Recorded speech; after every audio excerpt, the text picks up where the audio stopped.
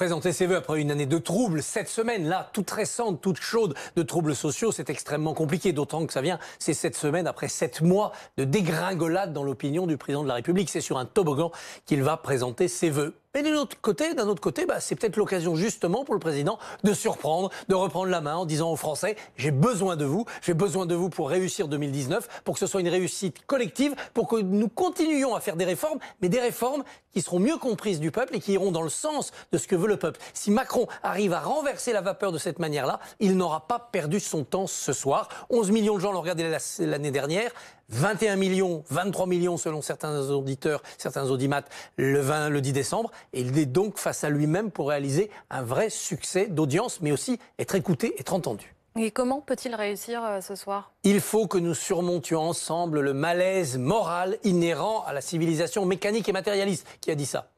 Allez, je vous donne un autre indice. Il a dit aussi le même soir, il a dit « Portons en terre les diables qui nous ont tourmentés pendant l'année qui se termine ». Toujours pas. Toujours pas.